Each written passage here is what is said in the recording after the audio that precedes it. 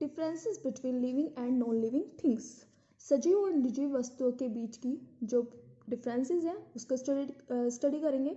There are many dissimilarities between a living and a non living thing. बहुत सारे dissimilarities हैं living और non living thing के अंदर। The most distinguishing feature of living thing is that they have life. जो सबसे खास features है वो क्या है? लाइफ, लिविंग थिंग्स का। The living things show sign of life. जो लिविंग थिंग्स है वो शो करते हैं लाइफ का शाइन यानी कि जीवन का। बिकॉज दे आर बोर्न, वे पैदा होते हैं। दे मूव, मूव मीन्स होता है गति करना। दे ग्रो, वे ग्रो करते हैं। They show response to stimuli, stimuli means होता है किसी उत्तेजना के प्रति प्रतिक्रिया करना। हीट एंड लाइट, जब भी हमें कोई हीट महसूस होगी तो हम उसके प्रति प्रतिक्रिया देंगे, रेस्पॉन्स देंगे। दे ब्रीथ, हम सांस लेते हैं। They can reproduce their own kind, हम अपना खुद का प्रजनन कर सकते हैं यानी कि जो लिविंग चीज़ें हैं, थिंग्स हैं, वो प्रजनन कर सकते हैं। एंड दे डाई, वे बढ़ते भी हैं। But non living thing can not move on their own, लेकिन जो नॉन लिविंग थिंग है वे खुद मूव नहीं कर सकती, गति नहीं कर सकती। डू नॉट ब्रीथ, वे सांस नहीं ले सकते। एंड कैन नॉट रिप्रोड्यूस, और ना ही वो प्रजनन कर सकते हैं। एक कार कैन मूव, एक गाड़ी है जो मूव कर सकती है। Have you ever thought how it moves, क्या आपने कभी सोचा है कि वो कैसे मूव करती है? It moves because it gets energy from petrol and diesel. क्यों? क्योंकि उसको पेट्रोल और डीजल से क्या मिलती है? एनर्जी मिलती है, जिसके कारण वो मूव करती है। But and is driven by humans, और जो उसको चलाने वाला होता है वो कौन होता है? ह्यूमन, यानी कि जो उसको चलाते हैं वो ह्यूमंस होते हैं, जिसके कारण वो मूव करती है। अ machine unless it is driven by humans, एक जो मशीन होती है वो किसके द्वारा चलाई जाती है? ह्यूमंस के द्वारा। वो कोई लिविंग थिंग्स में नहीं आती, बट उसे एनर्जी मिलती है पेट्रोल से, डीजल से, और ह्यूमन के द्वारा वो ड्राइवन की जाती है, इसलिए वो मूव करती है। अगर ह्यूमंस के द्वारा उसको ना चलाया जाए, एक मशीन है, अगर उसको ह्यूमंस के द्वारा ड्राइवन ना किया जाए तो वो मूव नहीं करेगी। It needs an external push, उसे एक एक्सटर्नल पुश की ज़रूर आवश्यकता होती है। To move, but to move यानी कि मूव करने के लिए, गति करने के लिए। बट अ डॉग और a cat moves on its own, लेकिन जो एक डॉग होता है, कैट होता है, वो खुद गति कर लेते हैं क्योंकि वो लिविंग थिंग्स है। नॉन लिविंग ऑर्गेनिज्म यानी कि जो निर्जीव जीव जंतु होते हैं, समटाइम्स शो ग्रोथ, वो ग्रोथ शो करते हैं।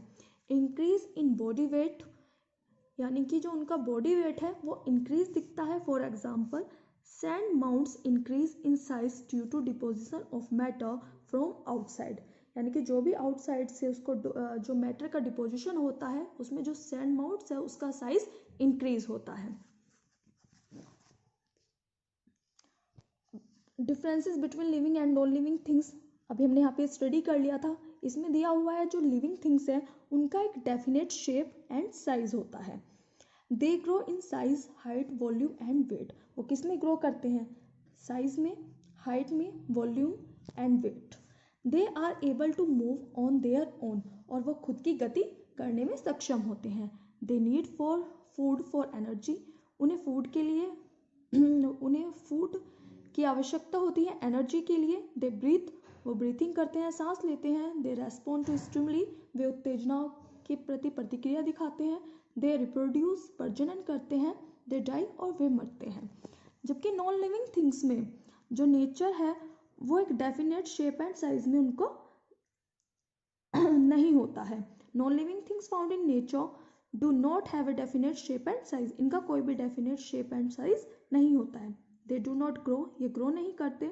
They can not move on their own unless an external force is applied on them, उन्हें मूव करने के लिए एक एक्सटर्नल बल की यानी कि फोर्स की ज़रूरत पड़ती है। They do not need food, उन्हें फूड की कोई आवश्यकता नहीं होती है। They do not breathe, they do not react to stimuli, उत्तेजना की प्रतिक्रिया नहीं दिखाते हैं। दे कैन नॉट रिप्रोड्यूस, कोई प्रजनन नहीं हो सकता है। दे डू नॉट डाई, और ना ही वो मर सकते हैं। अब हम कैरेक्टरिस्टिक ऑफ लिविंग थिंग्स, इसमें कैरेक्टरिस्टिक दिए हुए हैं लिविंग थिंग्स के।